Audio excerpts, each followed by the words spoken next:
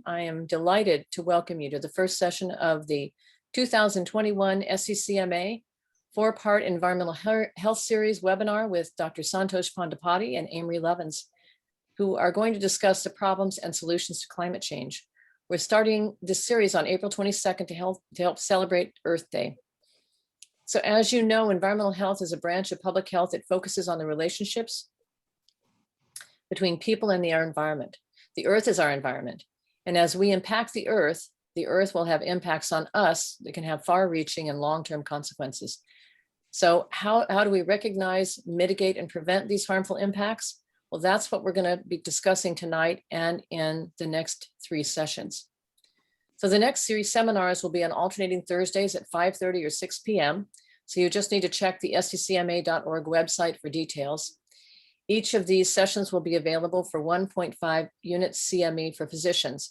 However, if you are a non-physician and you want to attend any of these seminars, then just email Samira Manucher to send in your full name and the sessions that you would like to attend, and she will go ahead and take care of that for you. And I think Samira is going to go ahead and put her email in the chat box for you. So session 2 is going to be on children and technology with psychologist Dr. Nicholas Kardaras, author of Glow Kids, Dr. Victoria Dunkley, an integrative psychiatrist and author of Reset Your Child's Brain, and also 30-year veteran teachers Joe Clement and Matt Miles, who wrote Screen Schooled. And they're going to describe their experience with the introduction of technology in schools. It's going to be a very lively and enlightening discussion, and the speakers are all excellent. If you know of any teachers or principals or parents who may want to participate in the webinar, have them contact Samira Manucher. And that's going to be on May 6th, Thursday, May 6th. Part 3 is going to be on Thursday, May 20th. It's on children's environmental health with Dr. Phil Landrigan. He's director of the Global Public Health and the Common Good Program at Boston College. And he's also former director of the Children's Environmental Health Center at Mount Sinai School of Medicine. And that is the short list. He has many more credentials. He's an international expert on non-communicable pediatric diseases and the impacts of toxic environmental exposures in infancy, childhood, and adolescence. He's worked closely with community partners to promote healthy environments for children globally. And lastly, part 4 is going to be on June 3rd. It's on food and the environment with Dr. Ted Shetler, and he's science director for the Collaborative for Health and the Environment and the Science and Environmental Health Network.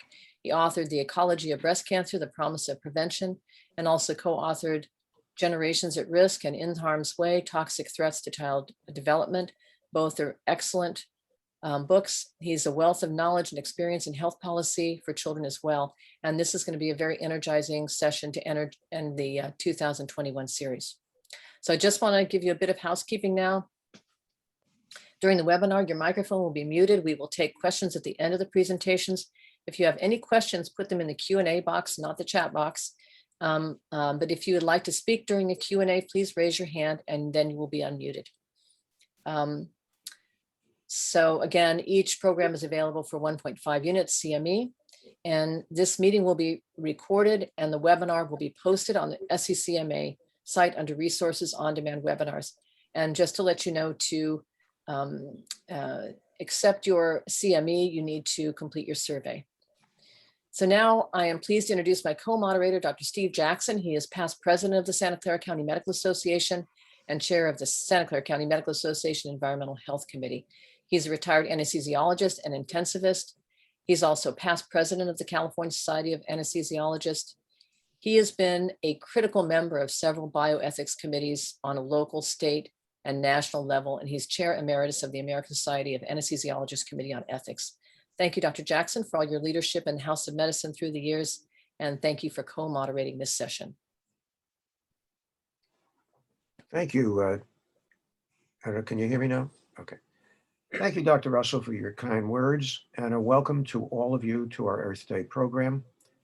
This evening, we are so fortunate to have 2 brilliant and passionate experts on climate change, Santosh Pandipati and Amory Lovins.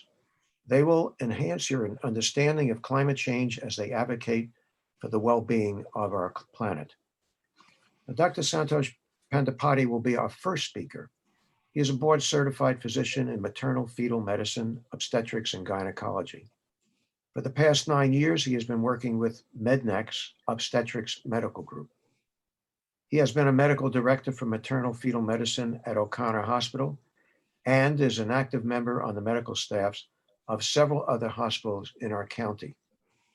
Santosh thrives on maternal-fetal medicine's blend of medical, surgical, and radiologic practice, and at least of equal importance, the opportunity that his noble calling affords him to provide skillful and compassionate care to both the mother and her fetus.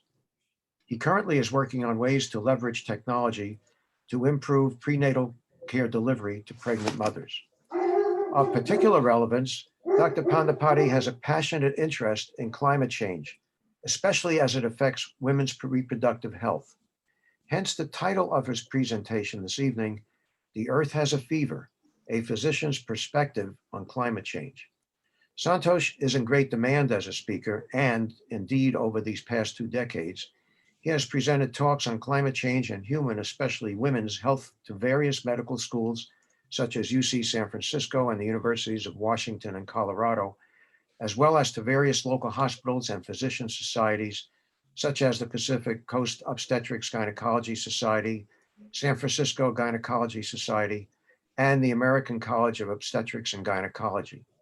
Furthermore, he has written several popular articles on this subject, and he is an active member of the Committee on Climate Change and Toxic Environmental Exposures for the International Federation of Gynecology and Obstetrics. In his free time, Santosh likes to dabble in iPhone photography, mindfulness meditation practice, writing, and tutoring his children and wife, I should say torturing his children and wife with dad humor. Colleagues and guests, let's welcome Dr. Santosh Pandipati.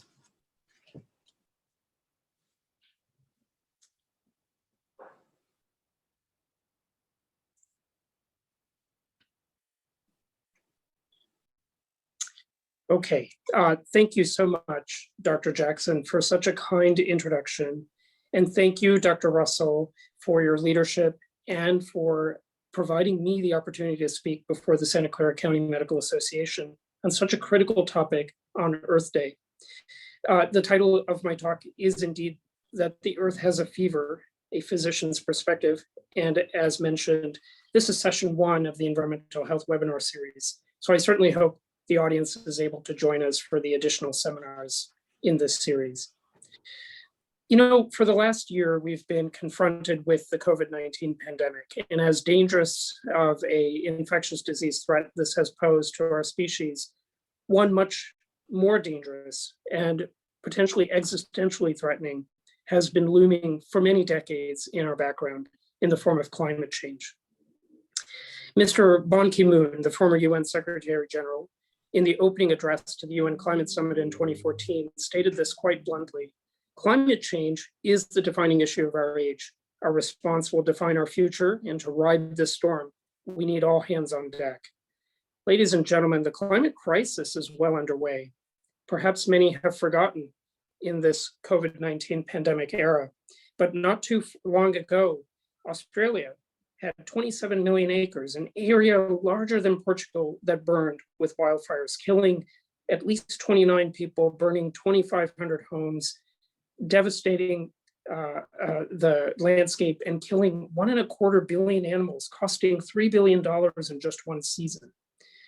There was record drought from 2006 to 2011 in Syria that caused many farm families to migrate into cities, competing for resources, destabilizing a fragile sociopolitical system, eventually devolving into a civil war that led to 6 million refugees, 6 million internally displaced, of whom 360,000 were pregnant women. I might remind people that this was a civil war that destabilized an entire region and led to an immigration crisis in Europe and far beyond. On July 25th of 2019, Paris hit an all-time high temperature record of 42.6 degrees Celsius. That's 108.7 degrees Fahrenheit. In 2003, a European heat wave of record proportions resulted in 30,000 to 70,000 deaths, cost 13 billion euros, and was the first weather disaster that was definitively linked to human-caused climate change. Venice has seen record flooding over the last 50 years, up to 6 feet above sea level. And St. Mark's Basilica, which has been flooded 6 times in the past 1,200 years, well, alarmingly, 4 of those times have just been in the last 20 years.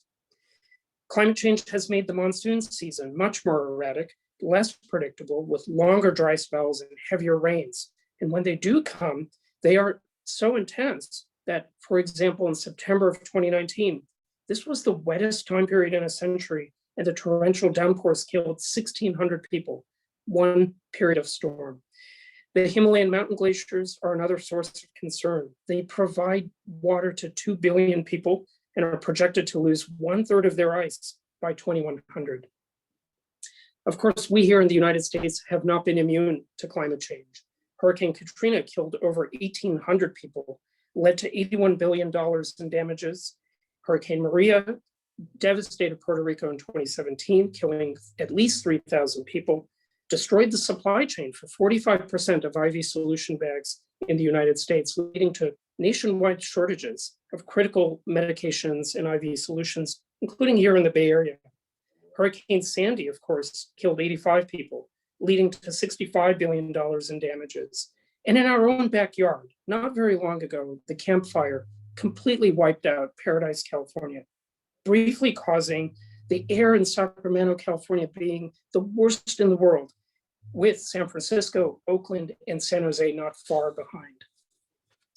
People may have forgotten, but wildfires scorched record swaths of California, Oregon, and Washington state just last year, causing air pollution to soar to unprecedented levels, exposing 50 million of us, that's 1 in 7 Americans, to at least 1 day of unhealthy or worse air quality, and 17 million people to very unhealthy or hazardous air quality.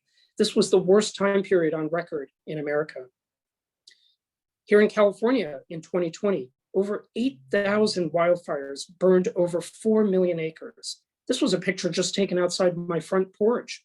The largest wildfire season ever recorded in modern history afflicted us last year.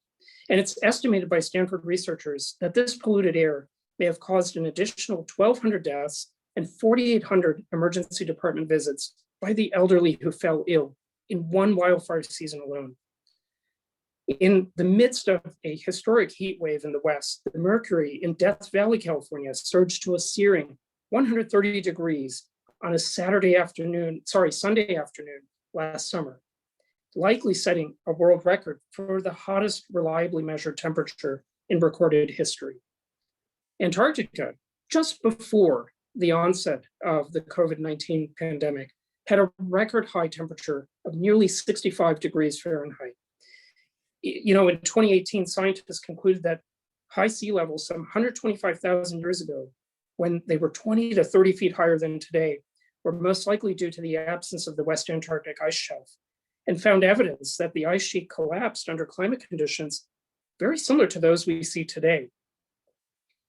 UCSF highlighted this crisis very boldly in the Winter 2020 magazine, and they stated very clearly, the climate crisis is a health crisis, and medicine must reckon with the coming catastrophe. So our objectives today, from my point of view, are that healthcare providers should understand the fundamental principles of climate change. We need increased awareness of climate change-related adverse impacts on women's health. We should understand how we can assist and empower women in confronting the challenges of climate change. And we need to understand how we can help mitigate climate change. I have no personal financial conflicts of interest to disclose, but just as all of you, I'm a human being and I do have sins, and therefore I have confessions. I only recently purchased an all-electric vehicle. We have solar panels for our house, but we also have gas heat and a gas range top. We did recently remodel our home, which involved pouring concrete, but we also installed energy efficient appliances and LED lighting throughout. And yes, I do consume animal products, including meat and dairy, but I've reduced my consumption of beef, pork, and dairy, and many days I'm frankly a vegetarian. I have 3 children, more than enough for population replacement. The good news is that they are all more environmentally conscious than I ever was at their age. And yes, I do confess I upgrade my phone almost every year, but my phone manufacturer is rapidly converting to 100% recyclable process. So who am I and why am I speaking to you? It was already told to you that I'm a maternal-fetal medicine physician. I've been speaking about this subject for nearly 20 years, trying to convince my fellow colleagues that this is something we need to pay attention to. As mentioned, I'm a medical director for maternal-fetal medicine at a local hospital, but really more importantly, I'm a husband and a father, a concerned citizen of this country. But most importantly, I'm a member of the human species. And just like you, we all have a right to understand this crisis and speak out. It's good to have some understanding of some basic principles. Sunlight reaches the earth. Some energy is reflected back into space. Some of this energy is absorbed and re-radiated as heat, and most of this heat is absorbed by greenhouse gases that are reflected in all directions, thereby warming the earth. This is, of course, the greenhouse effect. And in fact, without such greenhouse gases, our surface temperature on Earth would be a minus 18 degrees Celsius instead of the balmy 15 degrees Celsius, or basically about 60 degrees Fahrenheit that it is today. Now, the most important human-caused or anthropogenic emissions are carbon dioxide, methane, and nitrous oxide, with CO2 being the most abundant of these. This idea of the greenhouse effect being caused and exacerbated by humans is not new. In fact, global warming due to anthropogenic carbon emissions was predicted by Svante Arrhenius as long ago as 1904. So CO2 concentration has fluctuated from 180 parts per million to 280 ppm in 100,000-year cycles over the past 800,000 years. But alarmingly, CO2 concentration has been accelerating. It gradually rose between 1750, the dawn of the industrial era, to 1960, from 280 ppm to about 315 ppm. But the last 60 years have seen a dramatic acceleration, up to a horrifically high 420 ppm, recently recorded at the Mauna Loa Observatory just this month. When you look at the famous Keeling curve and you look at emissions over the last 60 years, you can see the steady increase in CO2 concentration. But it's only when you take a step back at the thousands of years to hundreds of thousands of year timeframe that you'll understand how rapid and aberrant of a spike the CO2 concentration that we're now witnessing truly is from the historic standpoint. Now, all of the CO2 emissions, along with methane and other emissions, has led to a global mean surface temperature increase by 1.2 degrees Celsius on average between 1901 and the present. This is a rate nearly 8-fold greater than that seen during the Ice Age recovery periods. Thankfully, the oceans have absorbed a quarter of our emissions and about 90% of the heat energy from global warming, but their capacity is not unlimited. Now, all of this is more visible on this graph, where you can see how dramatic of a temperature rise this really has been over the last century. But we don't live in means, we live in localities and particularities. And when you look at the temperature distribution across the globe, you can see that many portions of the globe have heated up at a much higher rate. And in fact, some portions of the globe are 3 to 4 degrees Celsius higher today than the middle of the 20th century. When you look across decades, you can see that virtually every area of the globe has warmed up.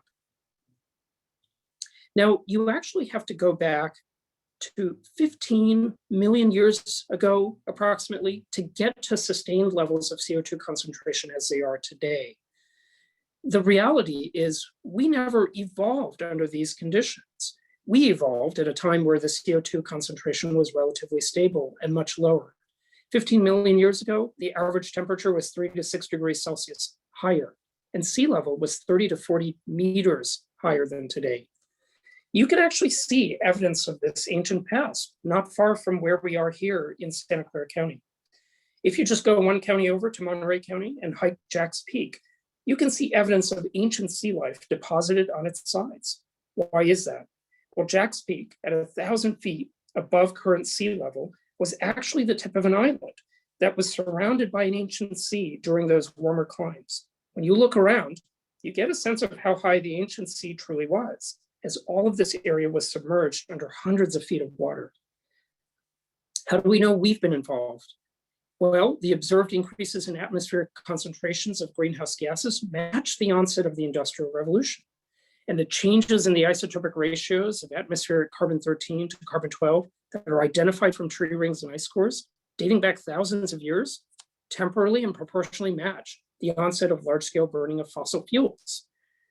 In fact, when you look at observed data and you look at natural forcing and natural plus human factors, when we've had this acceleration of emissions in the last 30 to 50 years, it's only when you factor in human causes that you can match the observed data. Natural forcing cannot replicate observed changes in temperature.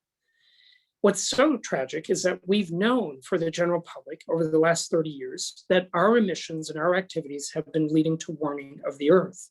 In fact, if you're 30 years old, you've seen more than half of humanity's lifetime cumulative emissions of carbon dioxide in your time period, in your lifespan. If you're 85 years old, you've seen more than 90% of emissions. So this is very much a modern phenomenon. In fact, we've been accelerating our emissions such that the world now emits 35 billion or gigatons of total CO2. And when you look at all emissions, we're over 50 gigatons of CO2 equivalent per year. Well, who emits the most? Currently, it is Asia with China at the lead, but North America and Europe are not far behind.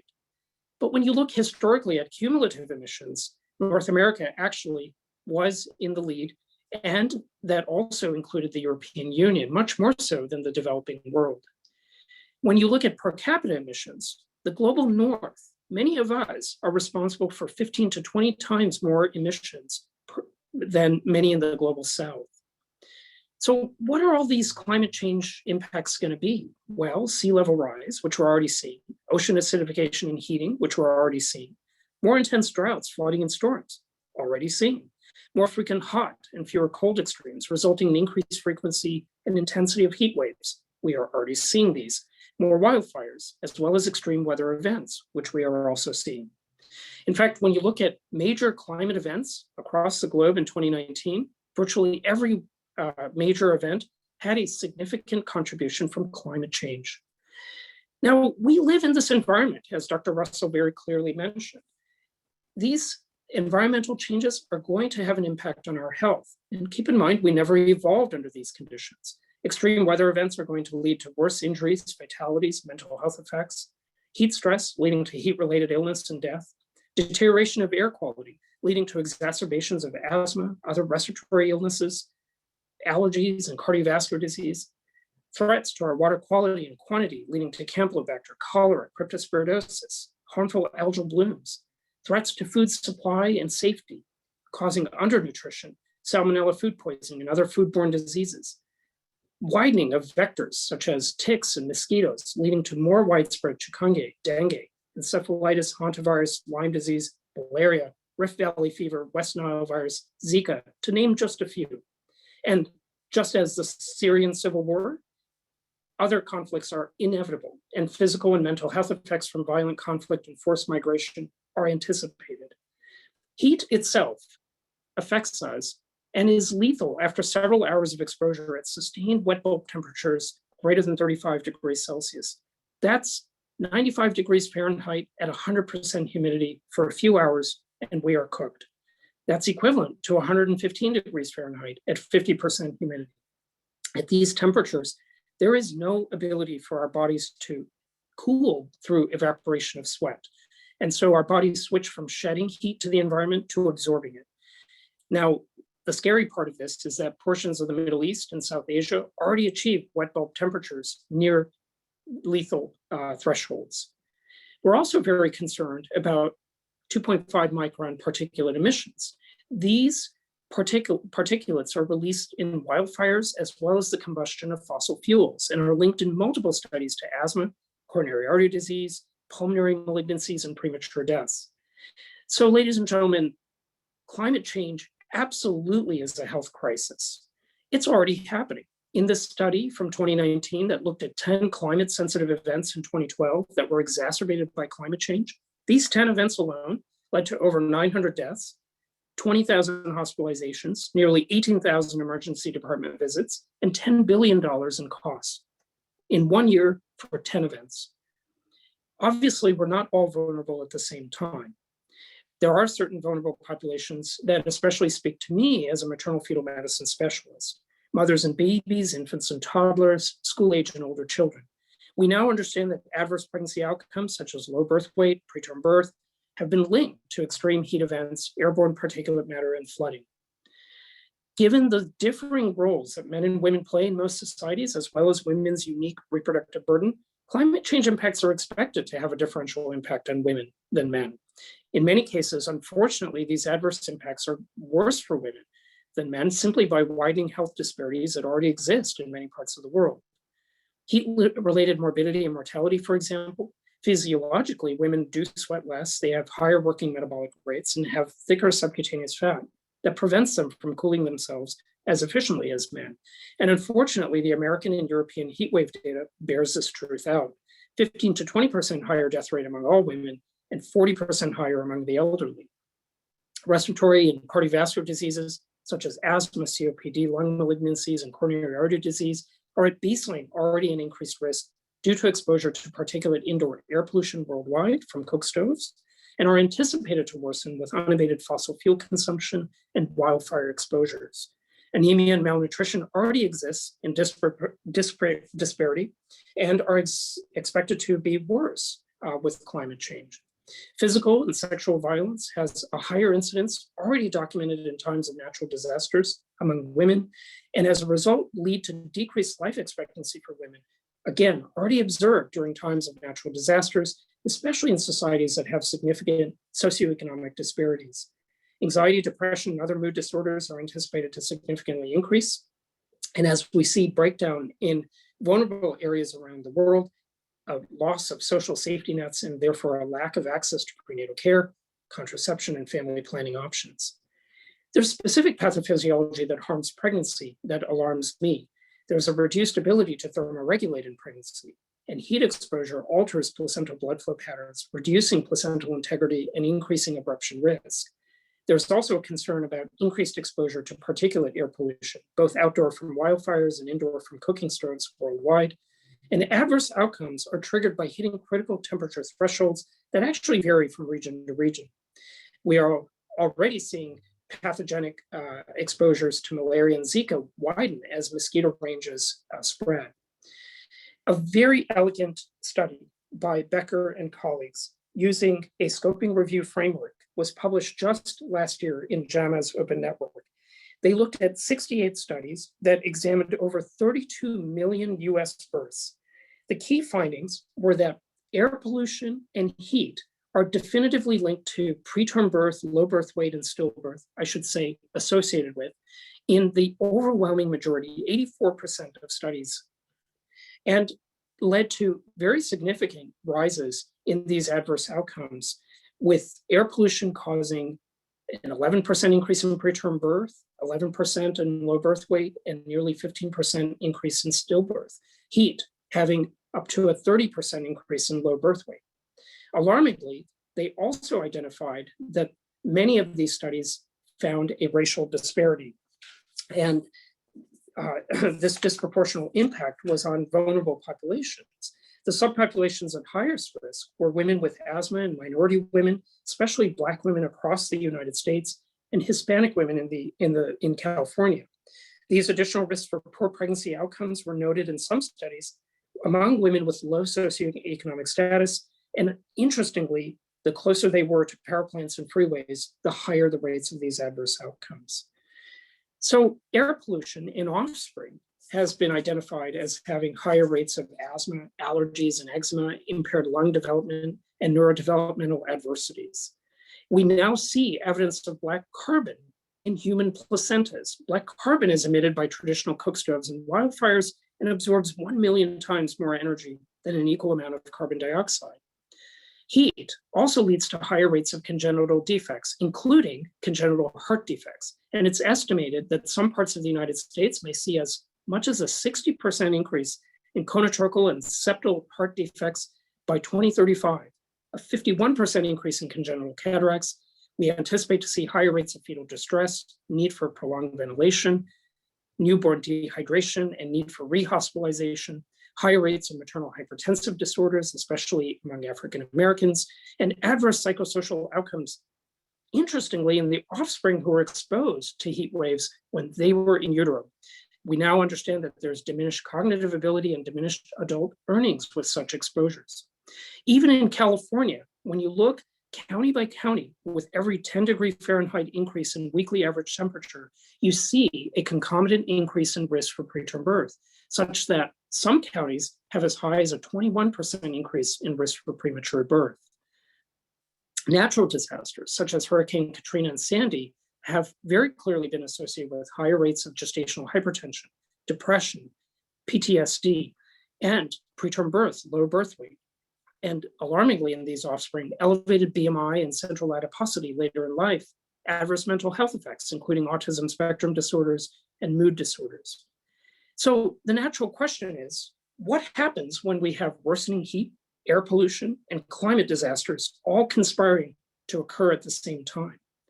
Well, what happens is a continuum of harm, which we now understand starts in utero with fetal growth restriction, premature birth, altered developmental programming that reverberates across a lifespan, leading to predispositions for adverse outcomes, including cognitive deficits, congenital anomalies, asthma, allergy, etc., that lead to a population downstream that is less well adapted to deal with additional insults from ongoing climate change.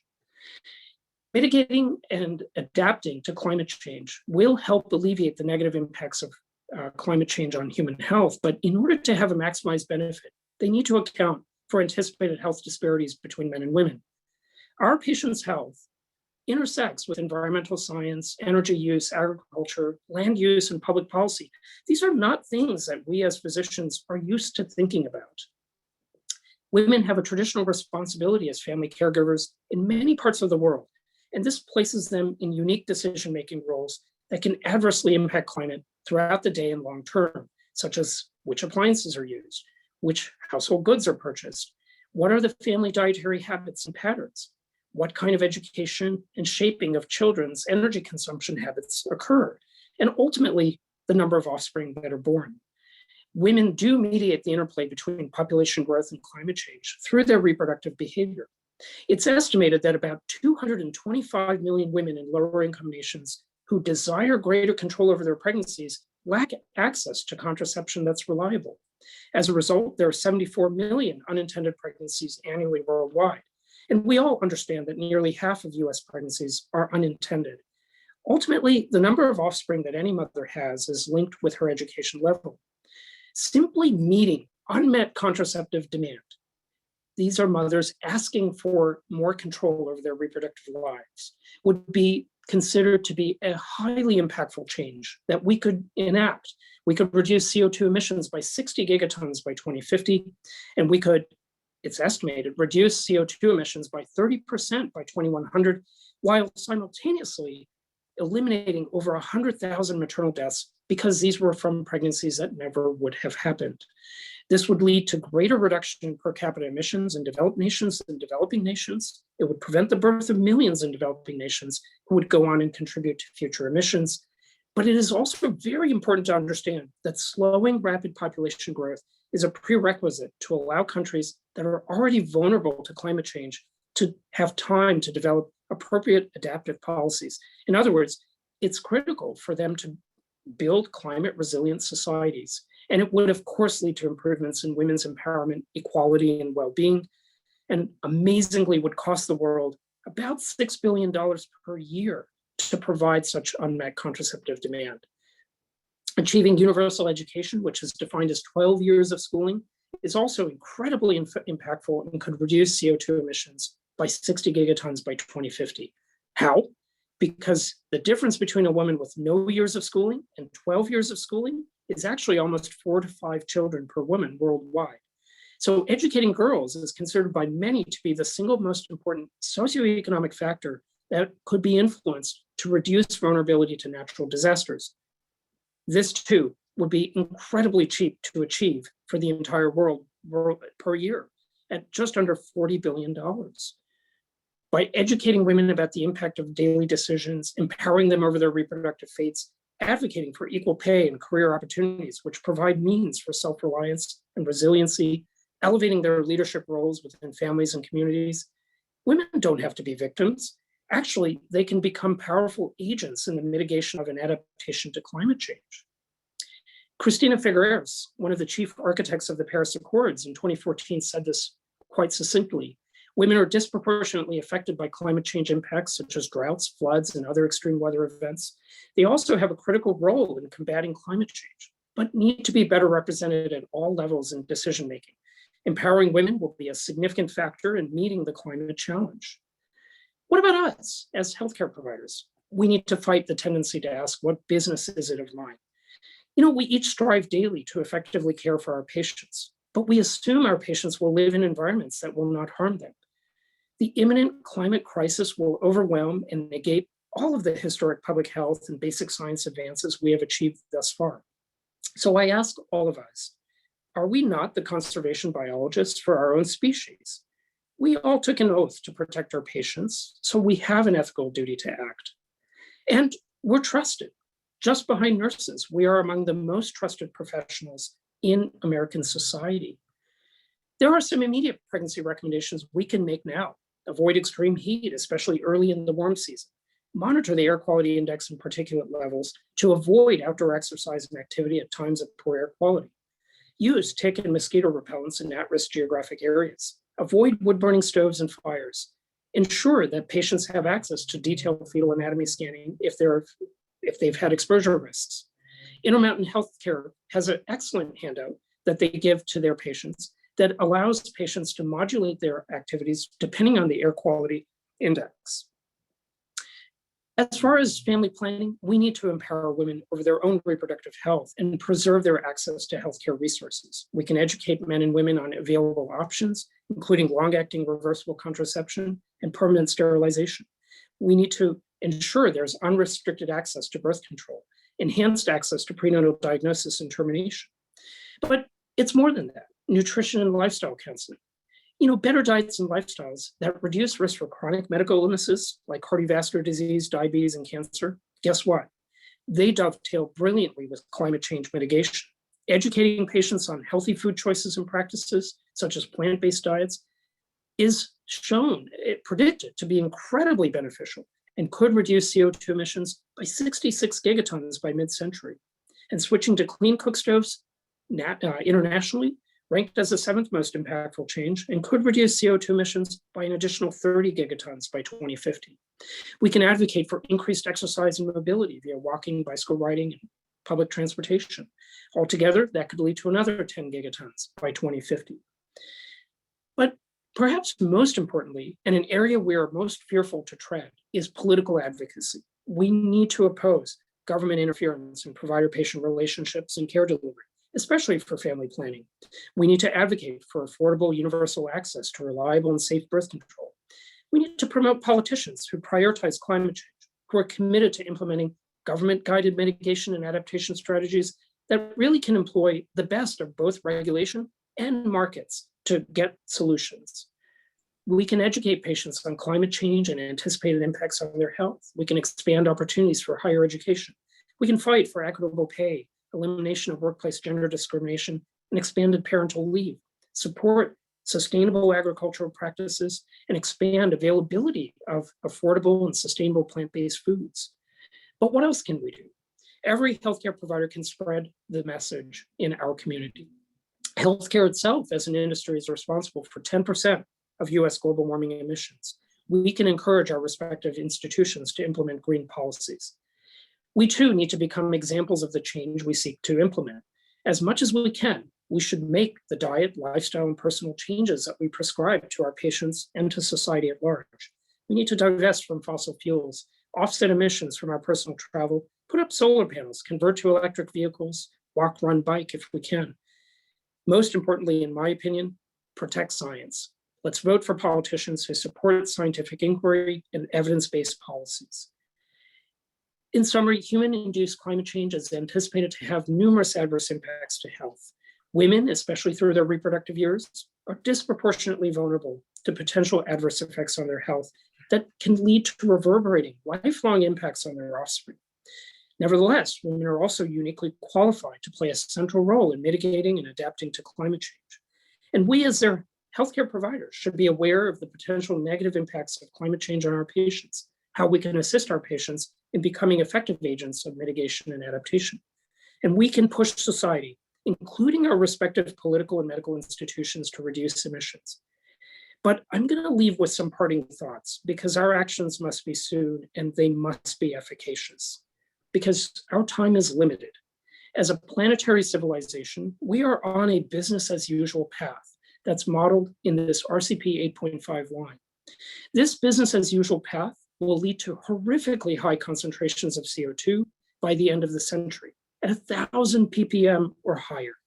Remember, we never evolved, even under our current conditions. At 1,000 parts per million of CO2, it's estimated in actual clinical studies, this has been borne out to be true, a 15 to 25% decline in cognitive functioning. And excess heat in and of itself has been very clearly associated with decreased cognitive performance and decreased childhood academic achievement, such that many times in the American Southeast, schools are simply closed because it's too hot and too humid for students to learn. So if we stay on a business as usual pathway, by the end of the century, we may be too dumb to figure out a solution for our problems.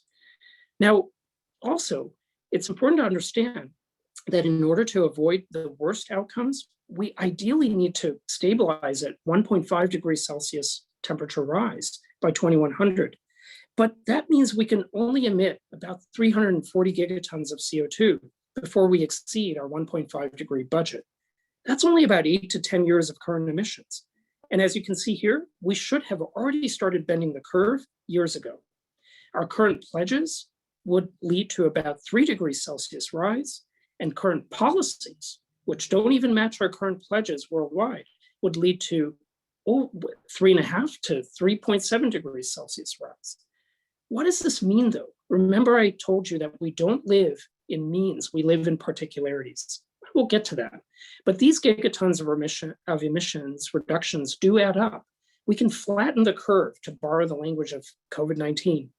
Contraception, diet changes, exercise, clean cook stoves, education.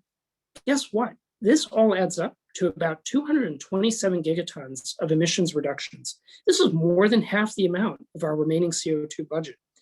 So climate change mitigation very much is in the purview of healthcare providers and public health and policy measures, not just fancy technology. Don't get me wrong, we're going to need fancy technology, which Amory Lovins is going to get into, but this is what will help us buy time. Where are we headed? Currently, we're at a pathway that's going to take us to a hothouse Earth phenomenon, potentially. We need to stabilize temperature rise, which is estimated that we need to stabilize at about 2 degrees Celsius to be able to achieve a new equilibrium. The sad part is we may have already crossed climate tipping points, and it may be too late to prevent portions of the Earth from becoming uninhabitable by 2100. When you look at where we may be in 2050, portions of the globe may be 7 degrees, up to 7 degrees Celsius warmer than they are today. And when you look at wet bulb temperature predictions for South Asia by the end of the century, and you look at the business as usual pathway on the far right, or the moderate mitigation pathway in the middle, we will notice that many parts of South Asia will reach unsustainable and lethal conditions at portions of time during the year. So where will these 1 billion people go? And where will they find water as their glaciers melt? When we talk about impacts on sea level, a 1.5 degrees Celsius rise would lead to a sea level rise of 48 centimeters and displace 46 million people. At 3 degrees, we will eventually have a near complete melting of the Greenland ice sheet and a sea level rise of 7 meters.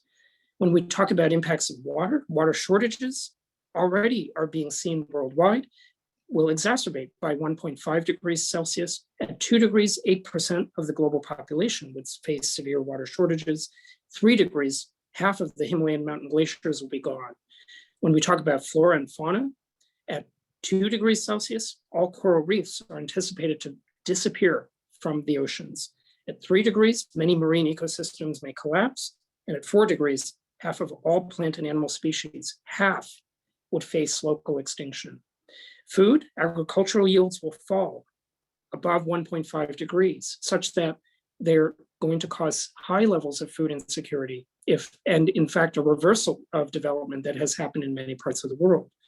And at a 4-degree warmer world, 1.8 billion people would face very significant adversity in terms of food availability. So the adverse health outcomes previously listed are not fixed in stone. They represent only an initial phase of adversity to our species. And this adversity will quickly become an existential threat as temperatures rise and tipping points are reached. Greta Thunberg famously said our house is on fire. But as a physician, I would rather propose that the Earth has a fever. And what happens to us with a 1 degree Celsius rise? And what happens as we keep increasing our internal body temperature? This is an uncontrolled experiment. Is it really one we want to conduct? Is there not enough interim analysis data to abort this experiment now?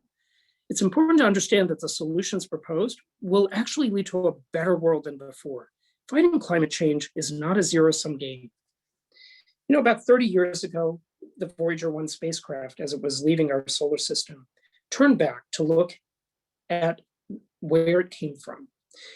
And it identified this pale blue dot in this beam of sunlight. And reflecting on that dot, which by the way is our planet, Carl Sagan said the following: look again at that dot, that's here, that's home, that's us.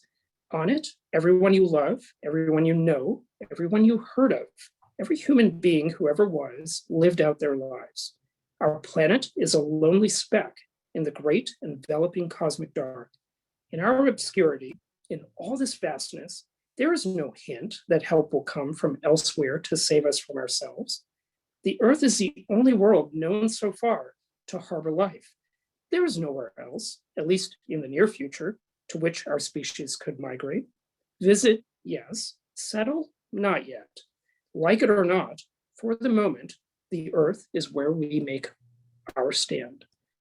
I'd like to acknowledge the contribution of thousands of climate scientists who've brought us this critical information that we now have the ethical burden to find solutions for. My wife, who's our family's domestic engineer, and my wonderful 3 children. And besides Mother Nature, my direct mother, of course, my father, who's still an active engineer at NASA Goddard Space Flight Center and an avid Carl Sagan fan, Cindy, and so many others who have been inspirations to me and all of you in the audience. Thank you for your time.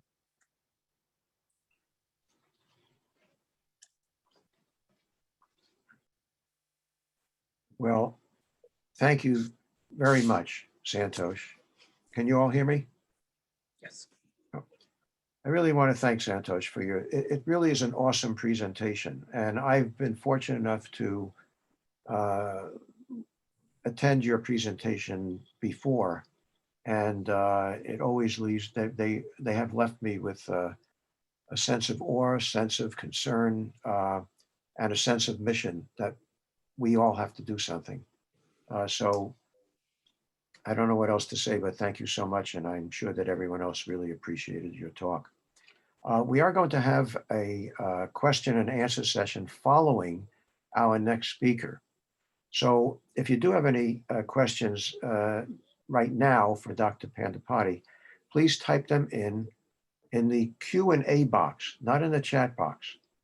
Or if you ultimately would like to verbally ask a question when we have the question and answer session, if you have the function, please raise your hand with your Zoom function and you will be unmuted and able to ask your questions that way.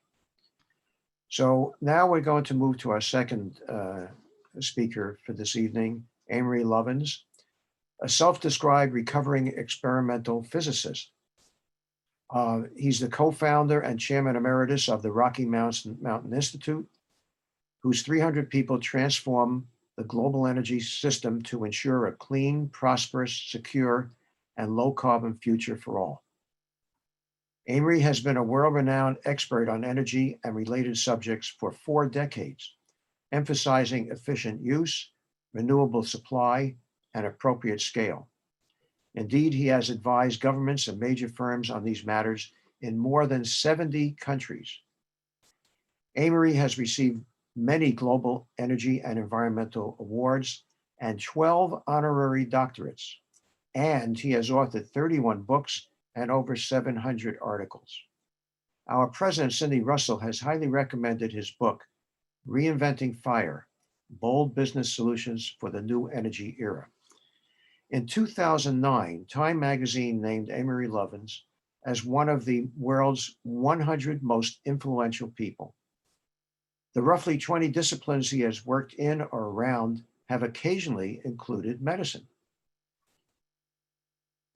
In 2007, Dr. Donald Berwick, former administrator of the Centers for Medicare and Medicaid Services, had Amory and co-keynote address the annual meeting of the Institute for Healthcare Improvement, exploring analogies between how he reframed the energy problem in 1976 and the similar shift that was needed in healthcare. He currently is half-time adjunct professor of civil and environmental engineering at Stanford, and he has taught at 9 other universities, but only on subjects that he hasn't formally studied, so as to cultivate a beginner's mind. A former Oxford Don, he is a Harvard and Oxford dropout, an honorary United States architect, and a Swedish engineering academician. Tonight, Amory Lovins will share his synthesis of profitable climate protection with a disruptive energy future. Colleagues and guests, let's welcome Amory Lovins. Well, thank you very much. Thank you, especially Dr. Pandipati. That's a hard act to follow. I will try to fill in what we can do about climate change, at least in energy. There are other things we need to do, including particularly natural systems, agriculture, and the like. But let me start here by reporting some energy and electricity surprises. Can you see my title slide and hear me okay? Yes. Okay. Let's start, as we always should, with efficient use. Saved energy is already the world's biggest energy source. Just the energy saved worldwide since 1990, about 2/3 by smarter technologies, now supports more energy services than even oil does. If the United States' total primary energy demand had kept growing in lockstep with GDP since 1975, we'd have used this much energy. Instead, we actually cut that use by more than half, saving cumulative energy equivalent to 25 years of current use. Mary, I think we're seeing your presenter notes. You have to press slideshow so we can see For the. heaven's sake. So this has scrambled or reversed Yeah, it's reversed. the screens. There you go. Now we see it. Thank Okay. you. Oh, thank you. So meanwhile, the renewable energy output doubled, yet with 28 times less cumulative impact than the savings. Renewables get virtually all the headlines, but that's because they're visible on the rooftop, on the skyline, but energy is invisible, and the energy you don't use is almost unimaginable. Yet in 2010 to 16, say, the world saved energy, avoided 3 times as much CO2 as all the renewable and nuclear growth. Another bit of history. Around 1975, US government and industry all said that primary energy productivity, the real GDP produced per unit of primary energy used, could never go up. A year later, I heretically suggested it could rise 257% over the next 50 years. So far, it's risen 154% in 44 years. Yet just the innovations already added by 2010 can raise energy productivity by another 3-fold, twice what I originally thought, at 1/3 the real cost. And today that looks conservative because optimizing buildings, vehicles, and factories as whole systems, not as piles of parts, can often make very big energy savings cost less than small or no savings, turning diminishing returns into expanding or increasing returns. Here's a paper you can easily find by its title. It's free online with a fun 4-minute video abstract. And it explains why making energy savings several-fold bigger can actually cost less, because it uses not more but fewer devices, and not fancier but simpler devices, more artfully chosen, combined, timed, and sequenced. Metal ore bodies and oil reservoirs are finite and depletable assemblages of atoms, but energy efficiency resources are infinitely expandable assemblages of ideas, depleting only stupidity, a very abundant resource. A few examples. My wife, Judy, and I live in the space you can still see a little in the twilight behind me, 2,200 meters up in Old Snowmass near Aspen, Colorado, where temperatures used to drop as low as minus 44 Celsius, and we've seen 39 days of continuous midwinter cloud. But our house does no combustion. That's so 20th century. Super insulation, ventilation, heat recovery, and big super windows insulating like 16 to 22 sheets of glass, but looking like 2 and costing less than 3, make this building 99% passive solar heated, 1% active solar. Super efficiency added less construction cost than eliminating the heating system subtracted.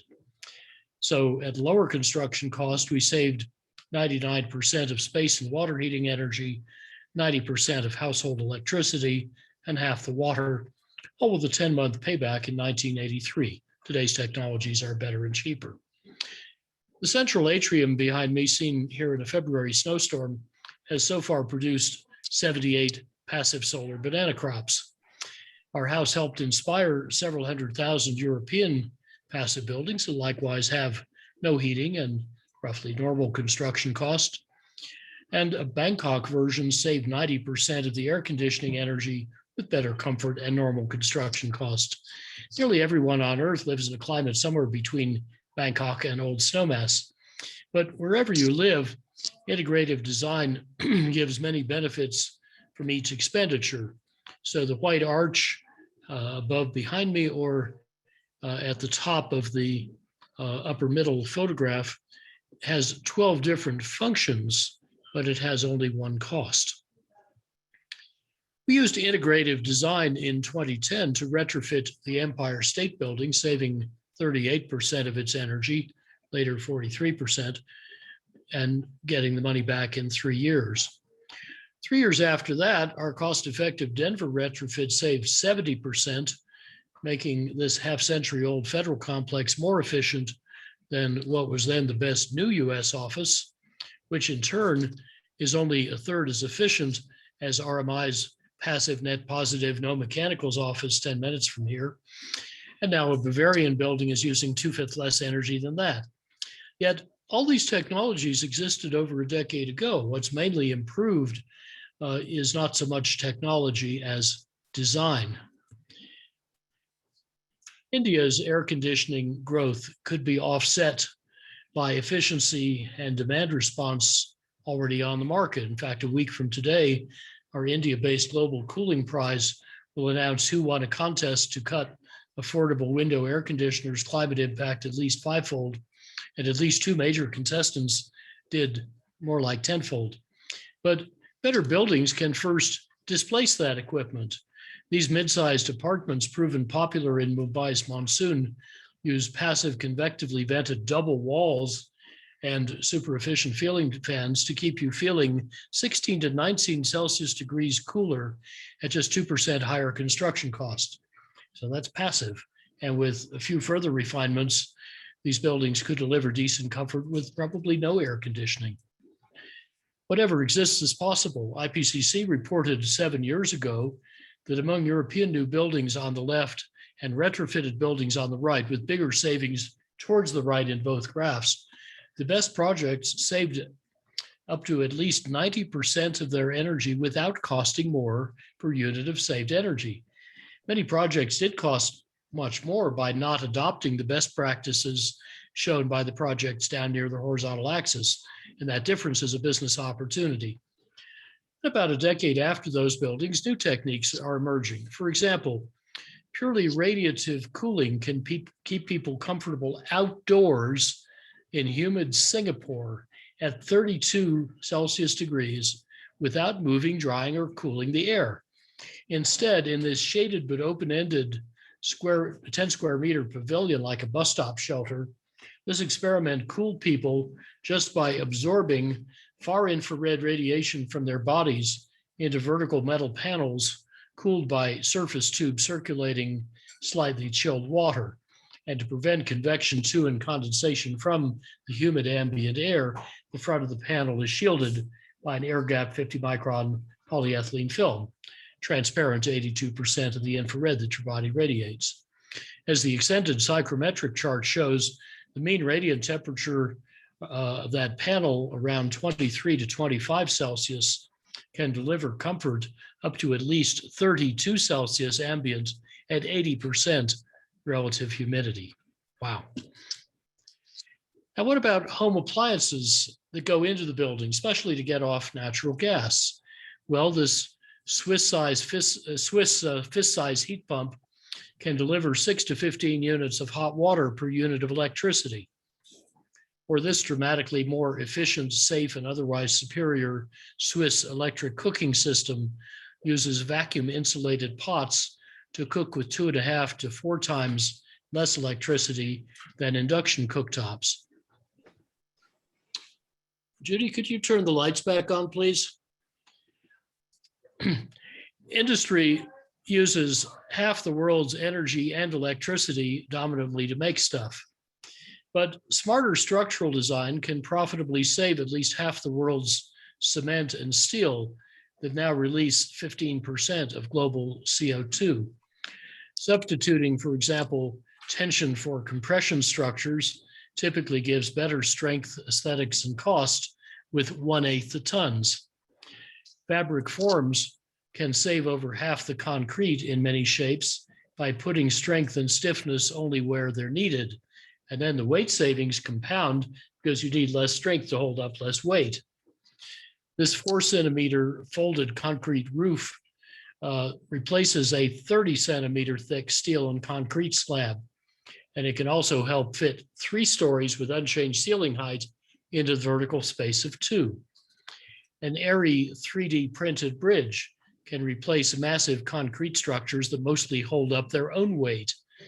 This beautiful stainless steel bridge was 3D printed.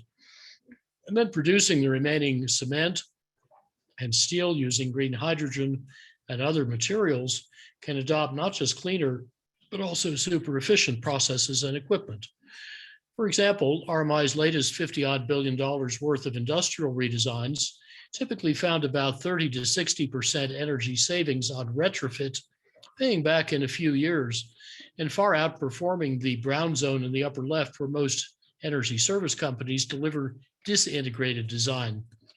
Our new build projects generally found 40 to 90-odd% energy savings with lower than normal capital cost. Just better pipe and duct design, saving about 80 or 90% of friction and therefore pump and fan power, could, if fully deployed, save about half the world's coal-fired electricity, with paybacks typically under a year in retrofits and instantly in new builds. But this isn't yet in any standard engineering handbook or textbook or official study or industry forecast or climate model. Why not? Because it's not a technology, it's a design method. And few people yet think of design as a scaling vector, a way to make things big fast. To wring out friction, we simply use big pipes and small pumps, not small pipes and big pumps. And to eliminate elbows, right angle bends, and their friction, we lay out the pipes first, then the equipment. Laying out supply pipes as if they were drains. We bend mines, not pipes. So even with limited integrative design, US electricity use could shrink a quarter by 2050, despite all electric autos and a 2.6-fold bigger GDP. This quadrupled electric efficiency would cost 1/10 what we now pay for electricity. That vast overhang of unbought efficiency, of course, holds at risk many power plant, fuel, and grid investments. Full system design can also make automobiles several-fold more efficient, making their electrification faster and cheaper. Most of the energy you need to move a car is actually caused by its weight, and saving 1 unit of energy at the wheels leverages 5 or 6 units of fuel saved at the tank. This carbon fiber electric car that I drive made money from the first unit off the assembly line in 2013. Its carbon fiber, you see, was paid for by needing fewer batteries to move less weight. Fewer batteries also recharge faster. Integrative design makes the saved weight snowball or compound much more than other automakers had assumed. Assembly is radically frugal. It eliminates the conventional body and paint shops, very expensive. It's much better for workers. And the quadrupled efficiency is uncompromised and brings many driver benefits. 2 hypercars plan to enter the market late this year.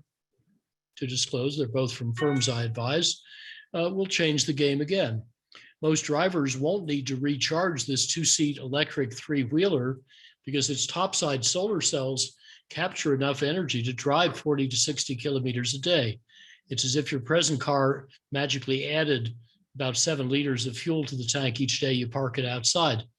To make a long road trip, you can quickly recharge these little batteries with household electricity for ranges up to 1,600 kilometers, 1,000 miles.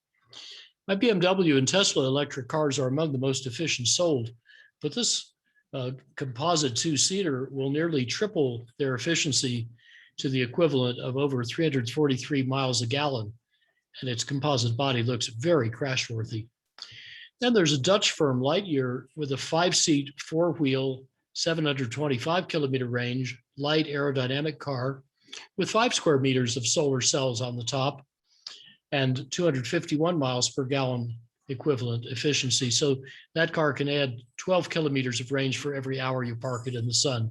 So the charging infrastructure that others must pay for, these kinds of super efficient vehicles aim to bypass. The same design principles also apply to heavy vehicles. My team helped Walmart's fleet of heavy trucks, the world's biggest civilian fleet, to save half its fuel per case in a decade, including smarter logistics. But better technology alone can profitably make heavy trucks at least 3 times more efficient, as one maker expects to prove this year. Airplane efficiency, too, can rise 3 to 5-fold, like these decade-old designs at the bottom by Boeing, NASA, and MIT. Then there's Tesla's battery electric heavy truck due out this year. It more than triples efficiency with 40% sleeker aerodynamics, lightweighting to offset the battery weight, and about a 2-year payback.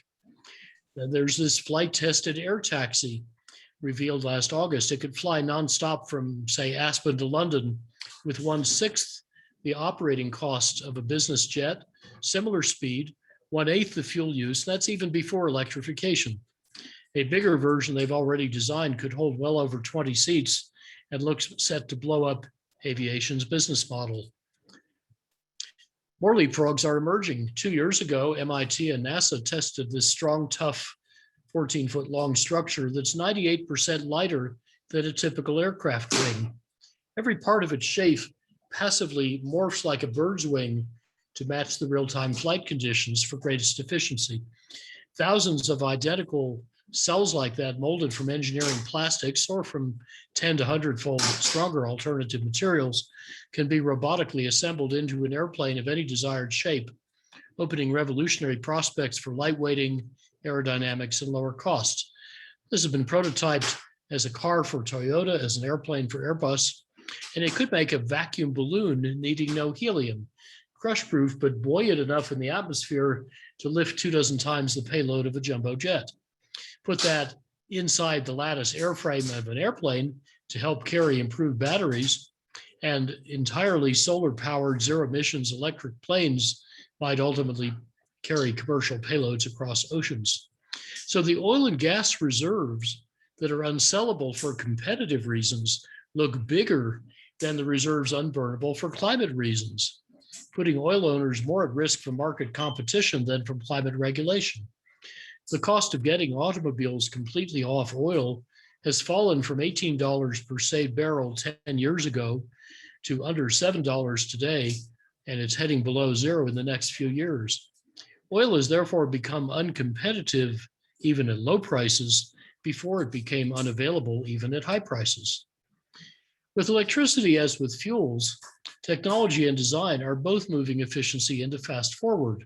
For example, prior lighting improvements are being swept away as LEDs in each decade get 30 times more efficient, 20 times brighter, and 10 times cheaper.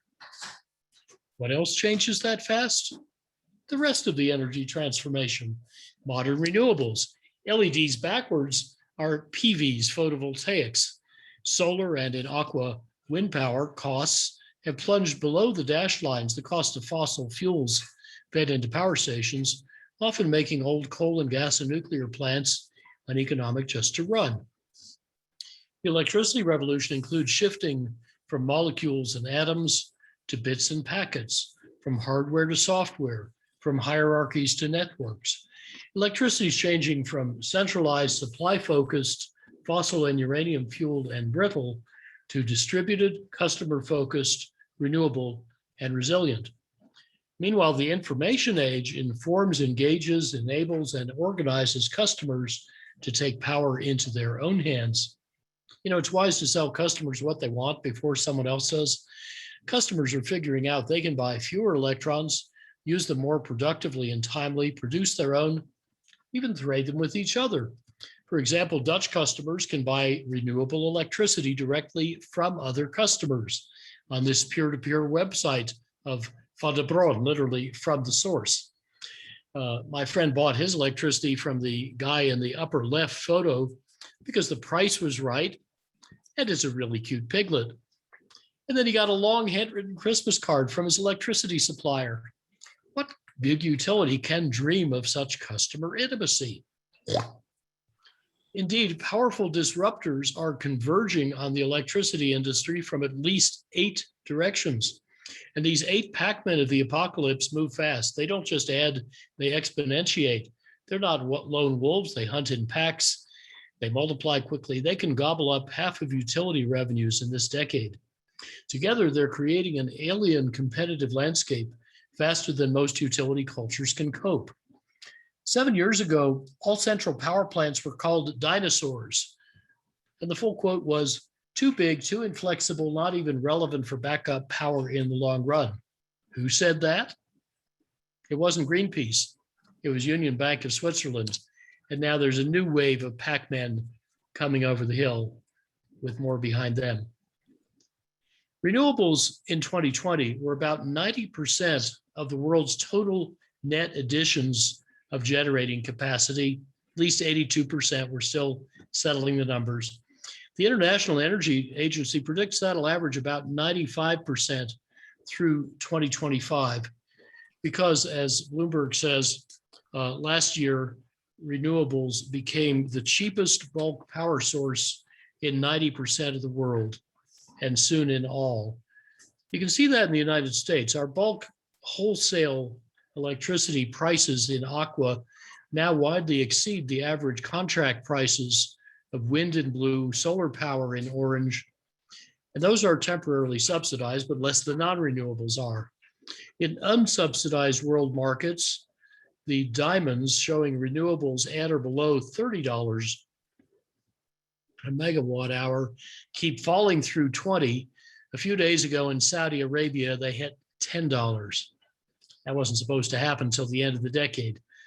And those are unsubsidized again. Modern batteries included in the filled squares are already cheaper than gas peakers. Bloomberg finds that variable renewables plus backup, which can be renewable, non-renewable storage, demand side, are now the cheapest way to meet steady loads, dethroning classical so-called baseload plants. Now, the Paris Agreement's 1.5 Celsius degree aspirational goal would require stopping 80% of the 2010 coal-fired power plants by 2030, closing one of them a day to 2040, virtually all of them by 2050.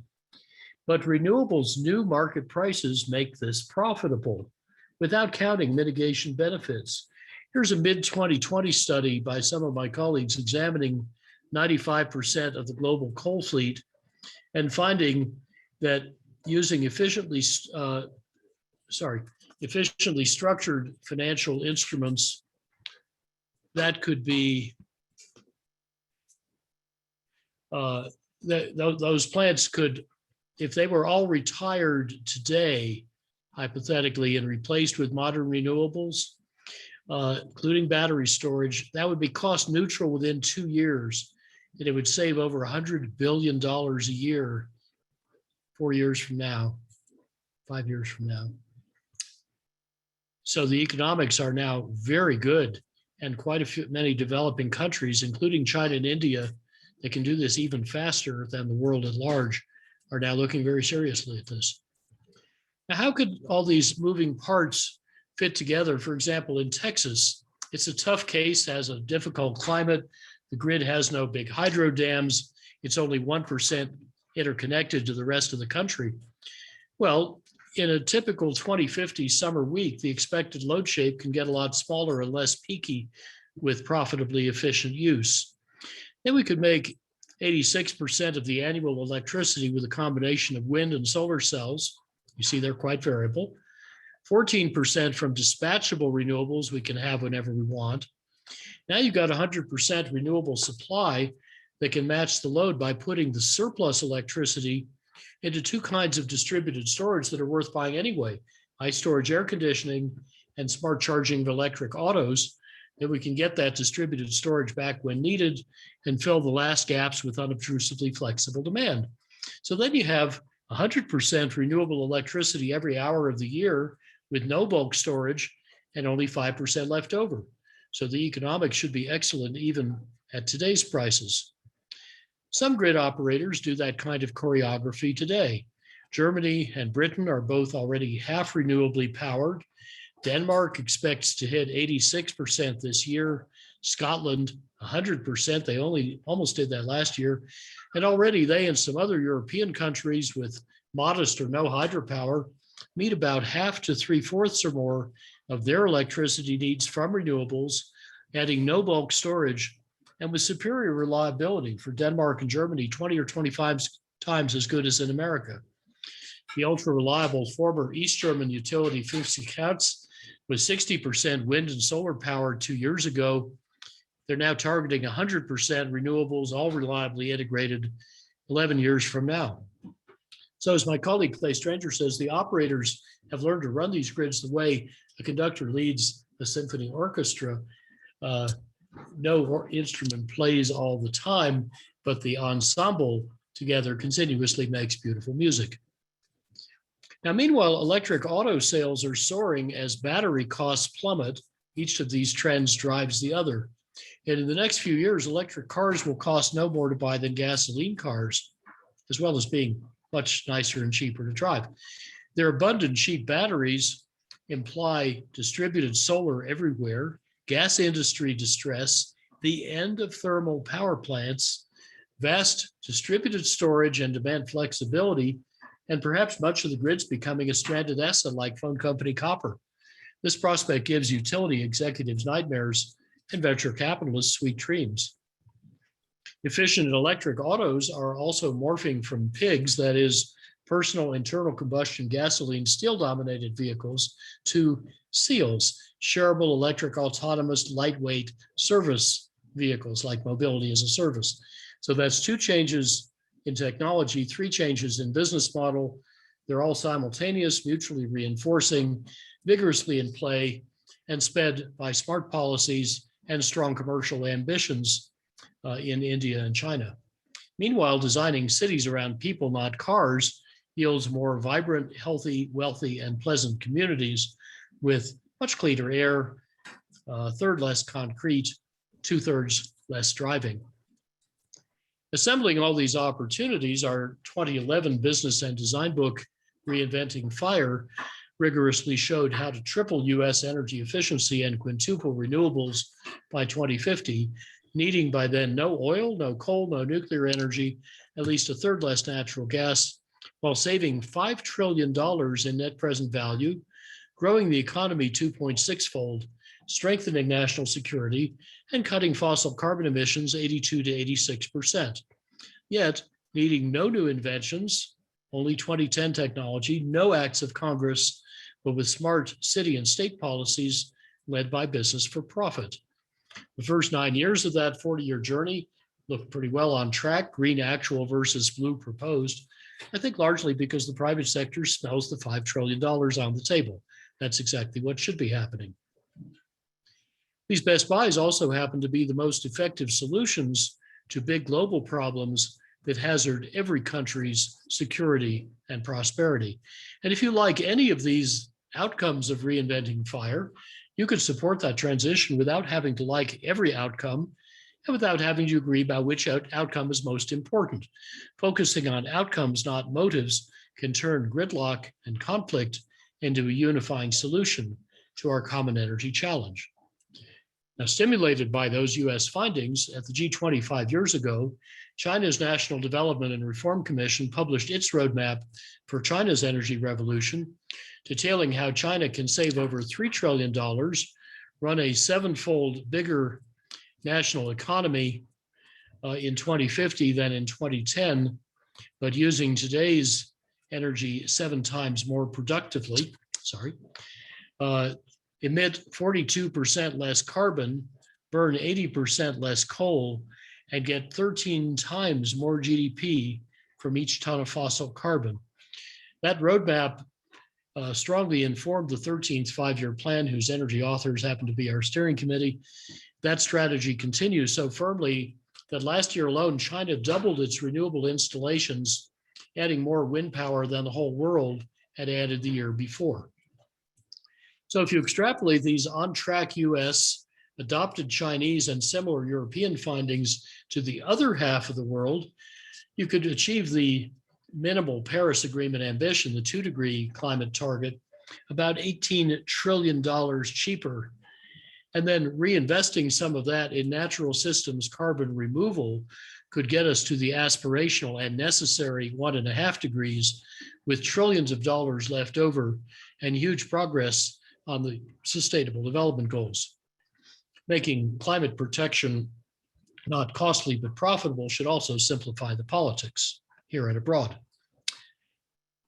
Climate science models have conservatively understated the speed and the runaway potential of climate change that Dr. Pandipati showed us. Climate policy models, meanwhile, conservatively understated what we can do to stop climate change. Offsetting those two biases, what Jeremy Grantham calls the race of our lives, the race for our lives, is very much on.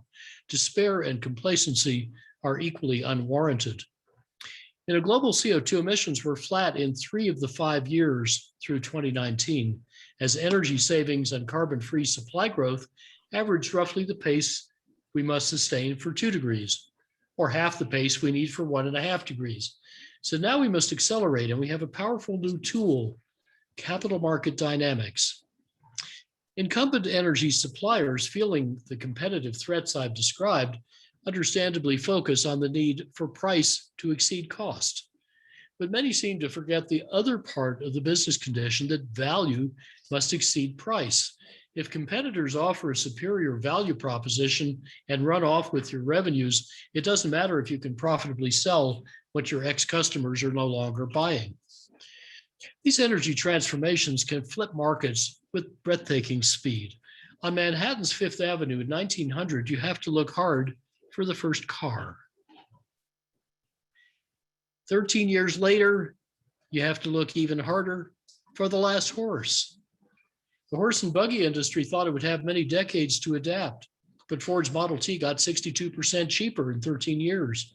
Car-owning households soared from 8 to about 60% in a decade to 1928. 3/4 of them financed by a GM and DuPont innovation called car loans. Well, today, our solar modules just got 80% cheaper in 5 years, batteries 89% cheaper in 10 years. 3/4 of our rooftop solar is innovatively financed. Ford's and Edison's industries are merging to eat Rockefeller's industry. So the pace of transformation is set not by incumbents, but by insurgents. They're not inhibited by incumbents' business models or legacy assets or cultures. Moreover, investors flee even before customers do, because capital markets keenly sniff out disruption. And once they think you're in or even headed for the toaster, they don't wait for the toast to get done before they decapitalize you and invest in your successors. Already, trillions of dollars have prudently fled the fossil fuel industries, hemorrhaging capital and talent and political influence. The world's top 16 listed oil and gas companies combined were recently worth less than Apple. Carbon tracker investment analyst Kingsmill Bond in London explains the brutal logic of these capital markets. He says any fast-growing challenger will rapidly take all the growth in a slow-growing market. As a rule of thumb, incumbent sales will peak, as in these examples, when the challenger gets to around 3% market share. Why? Because investors mostly seek growth, not just size. So they try to sell just before sales peak, and stagnation strands assets and competition drops prices. That's why the coal industry lost 3/4 of its world market value, 99% in the US. But now this collapsing value is spreading to oil and coming next for gas. Peak nuclear power output, peak coal, peak auto sales, peak fossil power have already happened. Fueled autos are now in their 4th year of shrinking sales because electric cars took more than all the growth. Last year, global plug-in auto sales soared 43%, while total auto sales fell 14%. International Energy Agency says last year's pandemic slump undid energies and CO2's previous 4 and 9 years of growth, while renewables accelerated their growth. So by the time demand recovers, if it does, renewables will probably have expanded enough to supply any future growth, tipping fossil fuels into permanent decline. Therefore, as many forecasters are now saying, peak oil, peak fossil fuels, and peak CO2 emissions probably all happened in 2019. One last thought. This global energy transformation isn't just fundamental, it's elemental. The first industrial revolution was the age of carbon, creating our prosperity and the world's mightiest industries, from coal and oil and gas, the rotted remains of primeval swamp goo. But now that obsolete age of carbon is giving way to the modern age of silicon. Silicon microchips, telecoms, and software turn people from isolated to networked, systems from dumb to smart, grids from analog to digital, potentially from dirigiste to democratized. Silicon power electronics make electricity interconvertible and precisely applicable, replacing fiery molecules with obedient electrons. And silicon solar cells enable the ascent of energy from mining the fires of hell to harvesting the breath and radiance of heaven.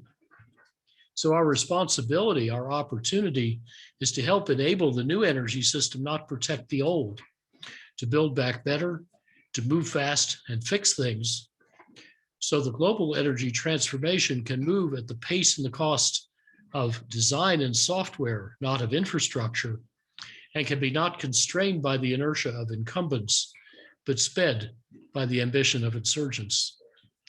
Thank you all for your good work and your kind attention.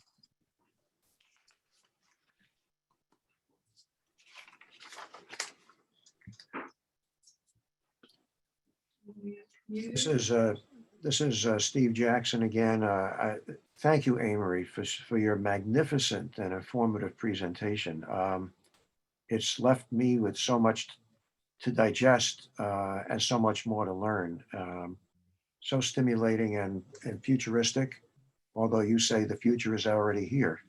So if anyone, by the way, we just want to remind you that anyone who might want to see this seminar again, which I'm going to do as well. And if you have any friends, colleagues that you would advise to see them, this webinar was recorded and will be uploaded onto the Santa Clara County Medical Association website and be available for all to ingest again. Before we begin with the question and answer session, I would like to remind our physician audience that you will receive an email with a survey within the coming week. And upon return of the survey, you will receive your CME certificate. So now we can begin our Q&A session, if that's okay with both Dr. Pandipati and Amory. And the questions, as I mentioned earlier, can be submitted either in the Q&A box or verbally by first raising a hand if you have that function, and we'll be able to hear you when you're acknowledged. So I'm going to turn this over at this moment to Cindy to get the Q&A session moving. Wow, I think that was the best comment. Wow, both of your talks. Thank you so much. It's enlightening, alarming, and then hopeful. So a lot we can do. So we don't have a lot of time, but we're gonna entertain a few questions. The first one I'm gonna ask is to Dr. Pandipati.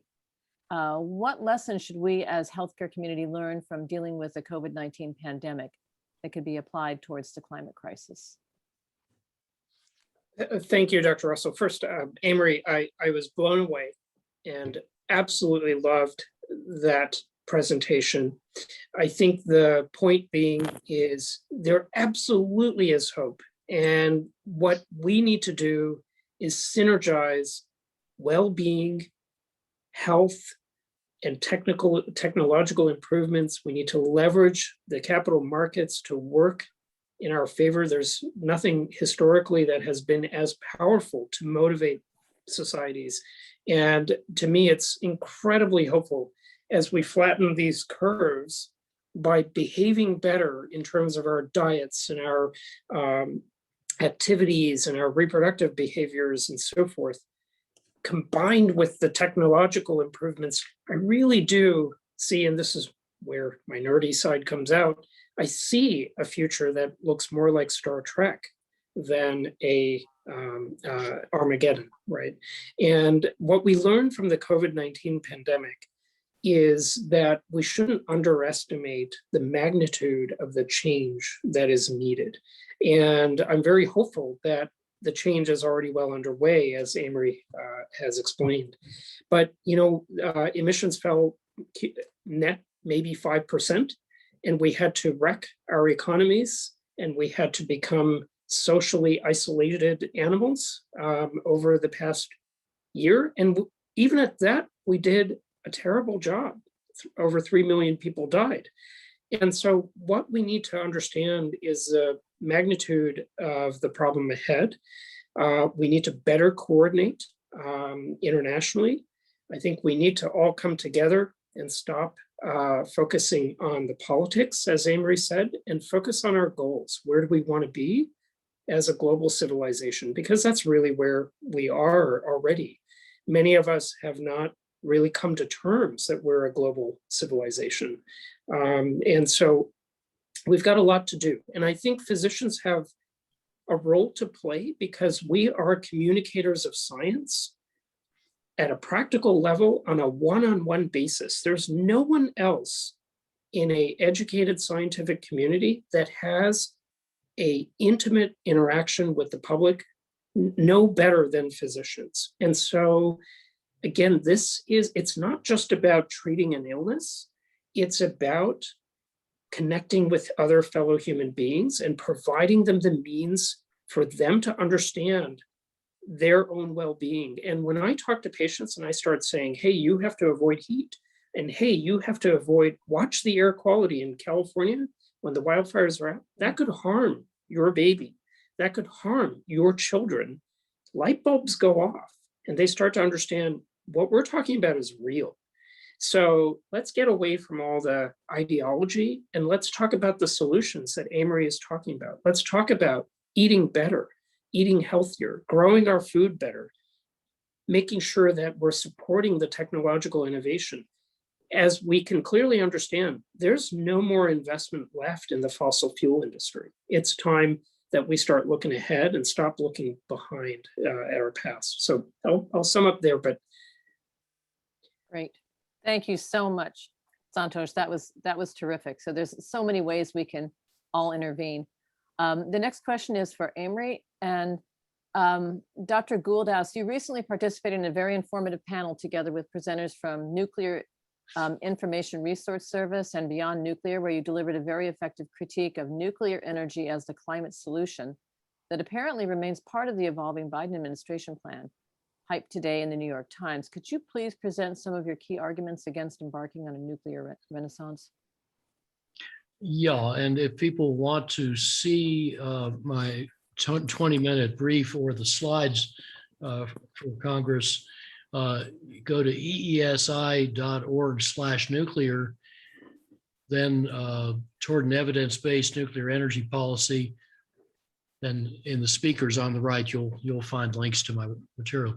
So I think many people, including in the new administration, have fallen into the trap of saying we need every carbon-free way of generating electricity, looking only at carbon, but not also at cost and time.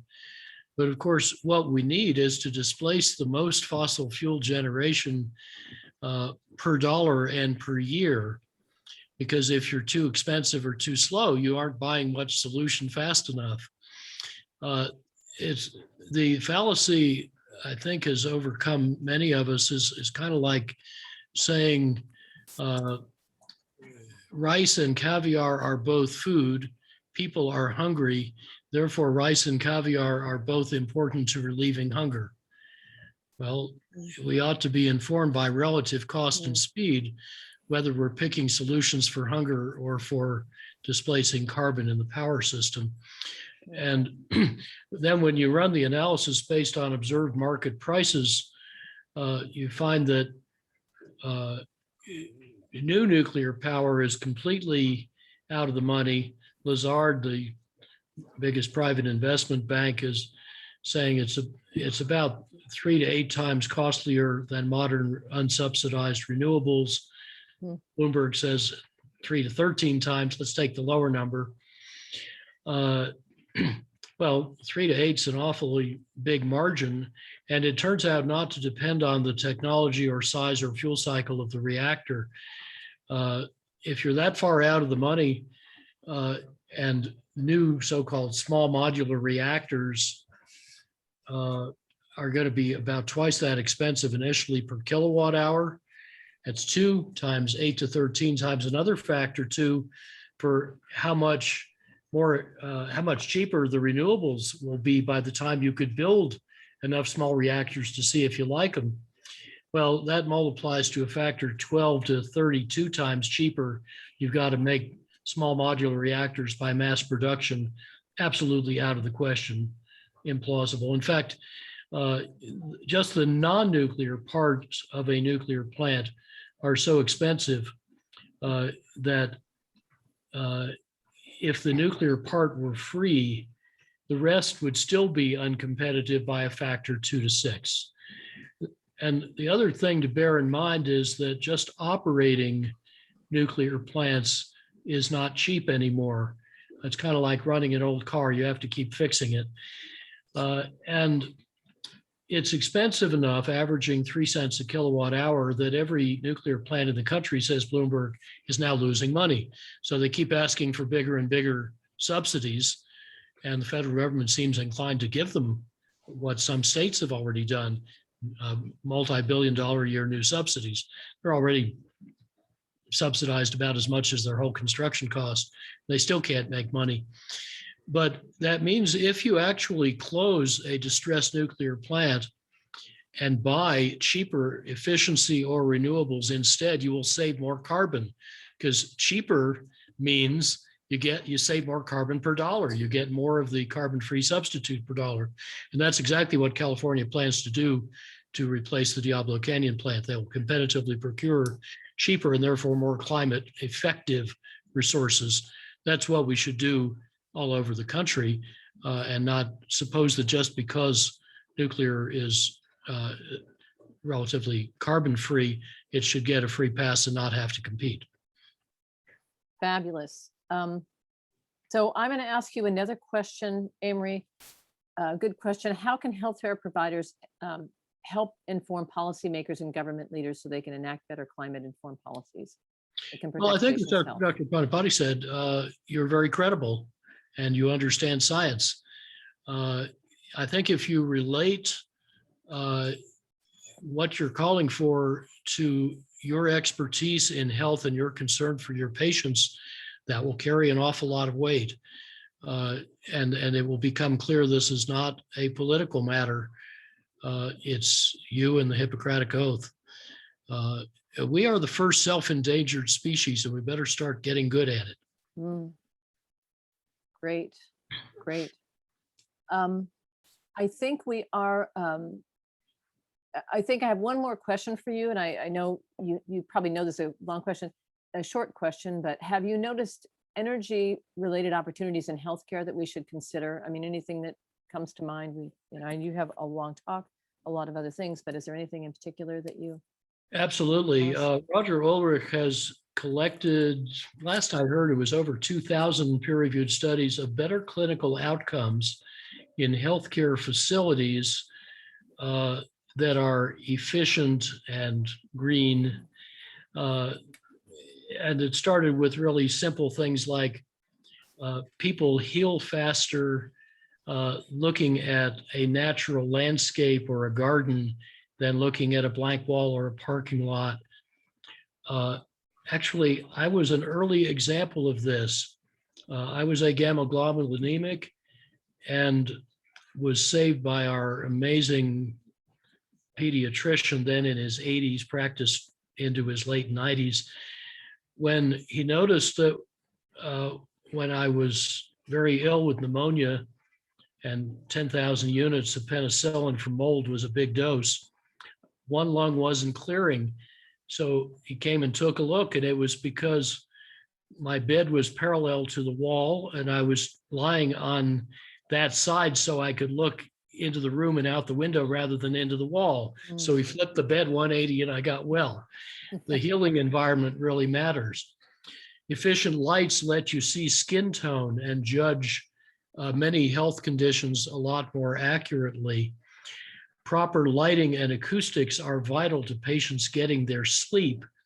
And I'd like to go a step further and give patients office hours, organize all non-essential visits, taking samples and doing observations around the patients getting as much sleep as possible. Then there are certain intervals when everybody comes through routinely and does their stuff all at once. And the rest of the time, nobody disturbs the patient unless there's a good medical reason for it.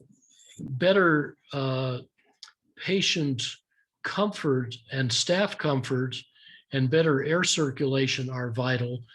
And I want to get the CDC folks who are advising ever rising air changes per hour in ORs together with our friends in industries like semiconductors and chemicals, because the physics of a pathogen in the air is the same as the physics of a dust particle in a clean room or a chemical molecule getting loose in a chemical factory.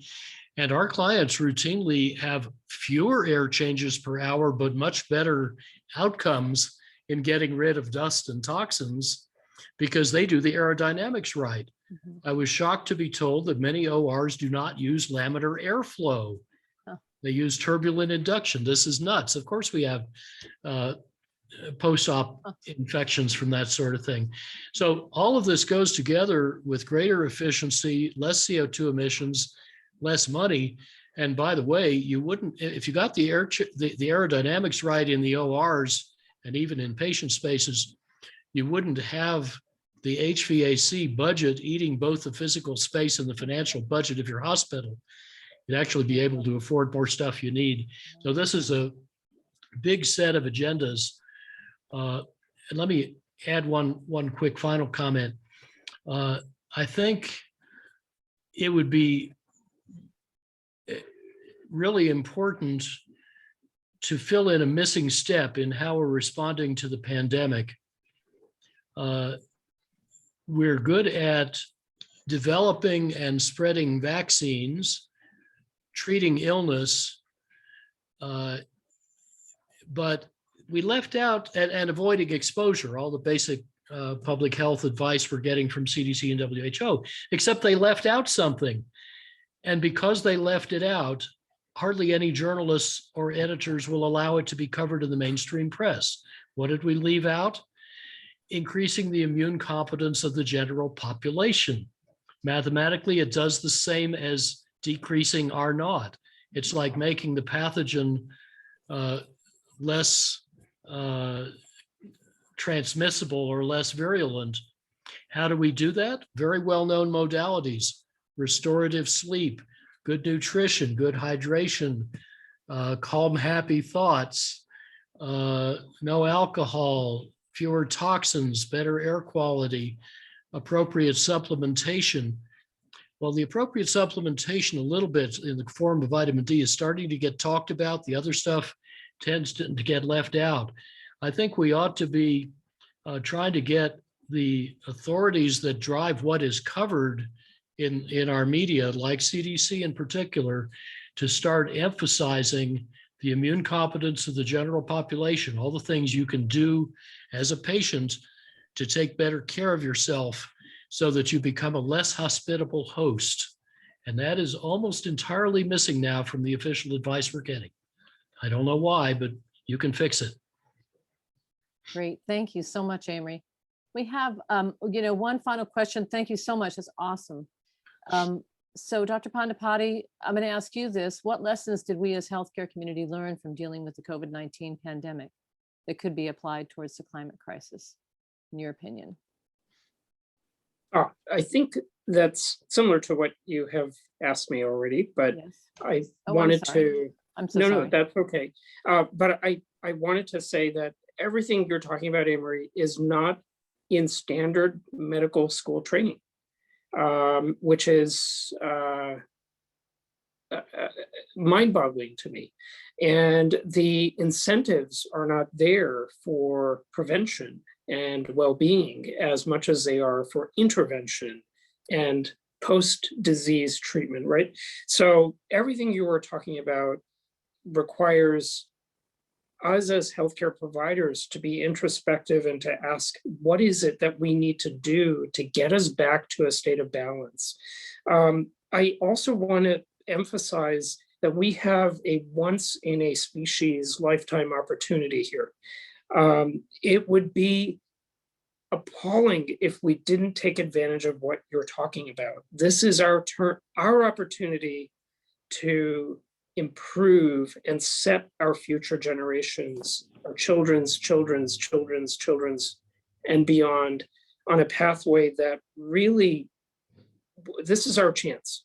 And this is where we as the general public and we as the scientific community, the physicists, the physicians, the public policy, we all have to have a unified voice in saying, it's time. It's time that we make these changes. And this is part of what we should have learned from COVID-19, right? This was a reset, a warning, an illness that kills 0.5% perhaps of the people it infects. It should be our wake-up call for a better world and a better future. And I can't think of a better panel to have spent Earth Day evening with. And thank you so much for this. I've learned so much, so inspired. Well, thank you so much. That was wonderful, Santosh. Are there any final thoughts?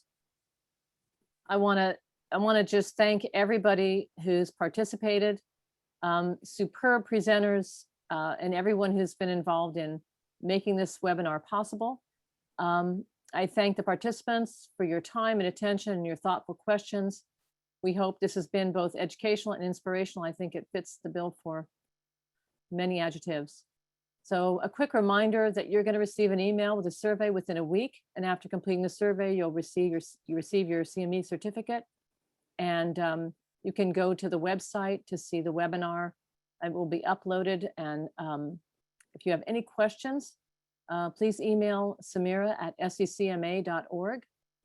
And I want to tell everybody happy Earth Day. And as we say, think locally and act globally. And you all are doing it. I can't thank you enough. It's been spectacular, really. Good night. Take care.